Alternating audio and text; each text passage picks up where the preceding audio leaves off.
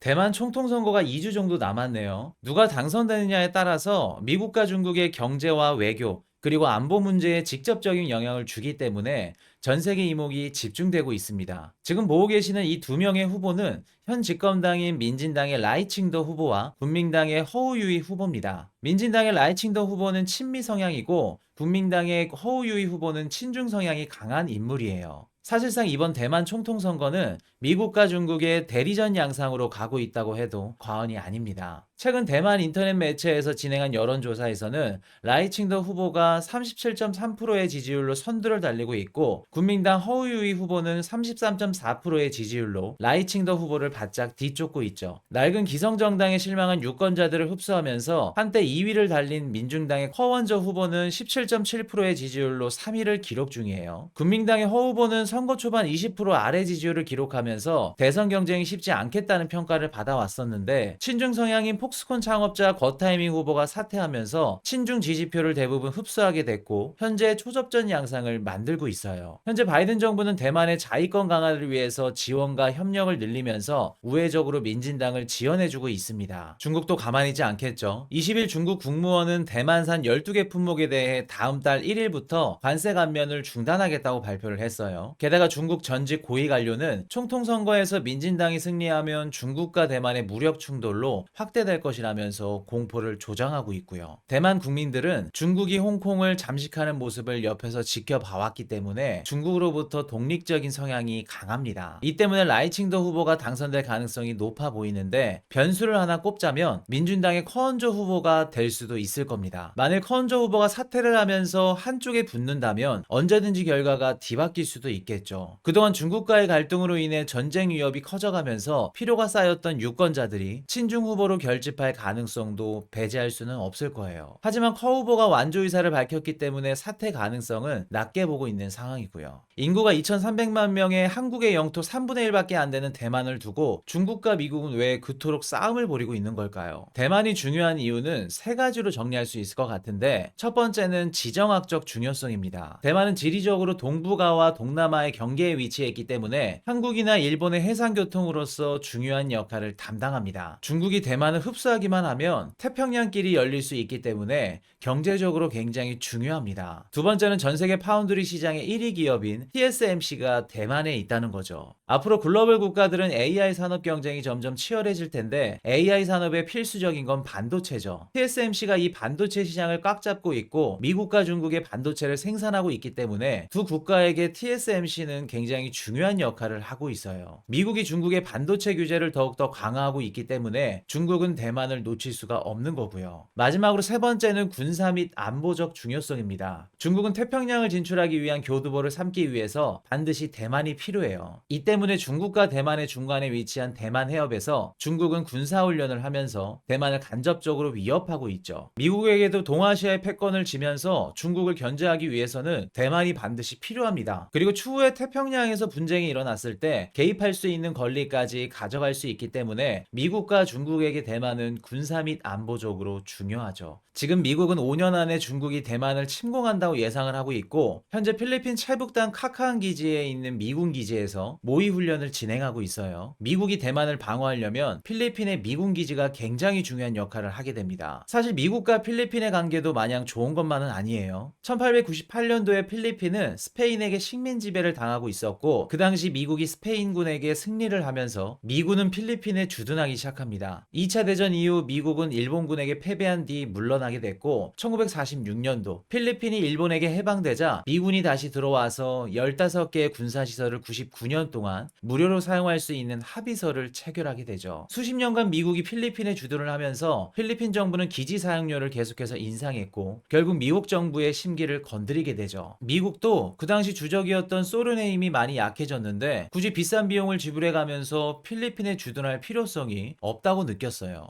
미군이 필리핀에서 철수하게 되자 미군 기지에 고용되었던 6만 명이 넘는 필리핀 국민들이 해고를 당했고 15,000명의 미군 장병과 수만 명의 가족들이 외식도 하고 소비를 하면서 활성화되었던 상권들이 다 무너지면서 필리핀의 경제는 망가지게 됐죠. 전통적으로 동남아 국가 중에 미국과 가장 친한 국가는 필리핀이었습니다. 전 필리핀 대통령 두테르테 임기 당시 인권 문제가 불거졌고 오바마에게 욕설을 하면서 미국과 필리핀의 사이가 냉각되었다가 현 대통령 봉봉 마르코스가 부임하면서 미국과 필리핀의 관계는 다시 회복되고 있는 상황입니다. 중국이 대만을 침공하거나 군사적인 행동을 한다면 그 시점은 아마도 2027년도 이내로 벌어질 가능성이 굉장히 높아 보여요. 2023년도 시진핑은 3년임을 확정했고 다음 임기는 2027년도까지입니다. 시진핑 정부의 주요 업적 중에 한 가지가 대만 통일이기도 하고 4연임을 하기 위해서는 명분이 필요할 거예요. 혹은 중국의 부동산이나 은행 등 경제가 무너지면서 시진핑 정부가 흔들린다면 그 위기를 대만 침공을 통해서 화제를 전환할 가능성도 존재합니다. 미국은 중국이 대만을 침공하기 전까지 최대한 시간을 벌고 미리 준비를 해야겠죠. 혹시나 모를 대만의 TSMC 역할은 일본에게 맡기면서 동아시아 패권을 잡기 위해 준비를 열심히 하고 있습니다. 아마 제일 불안하고 전쟁이 안 나길 바라는 분들은